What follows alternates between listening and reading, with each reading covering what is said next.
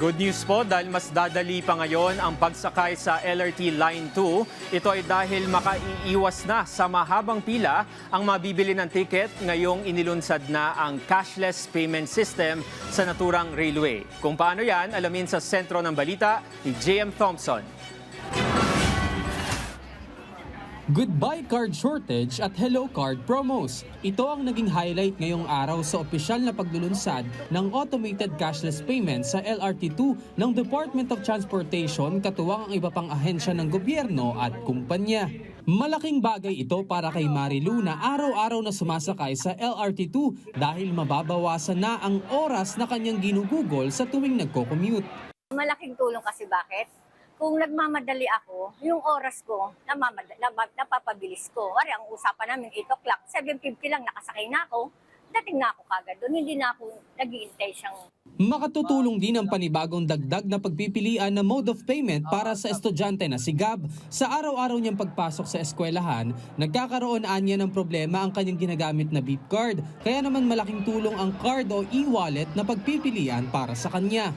For me po, as a estudyanteng araw-araw na sumasakay ng LRT, mas mapapadali po ito kasi hindi ko na po kailangan mag-transact sa beep card. Idediretso ko na lang po siya sa GCash.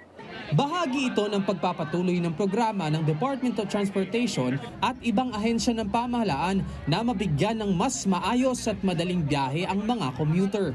Hindi mo na nga kailangan pang pumila para bumili o mag-avail ng beep card o single journey ticket para makasakay sa LRT2. Dahil ngayon,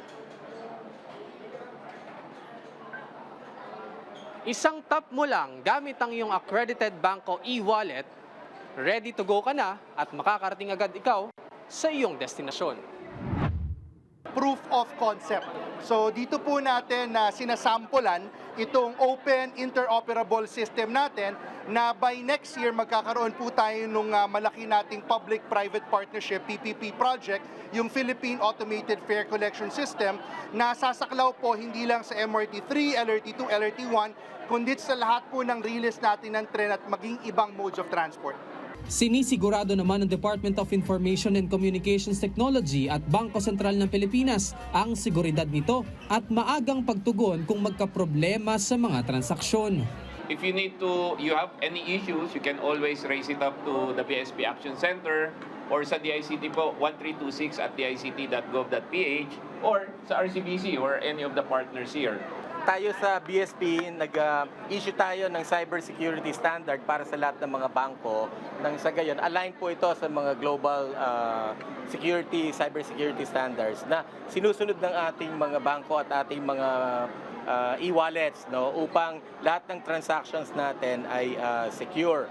Sinisigurado rin ng DOTR, DICT at iba pang ahensya ng pamahalaan na ang social inclusion ay hindi lang dapat connectivity, kundi kasama rin ang affordability. Inaasahang magkakaroon na rin ng cashless payment sa LRT1 ngayong taon. JM Thompson, para sa Bayan.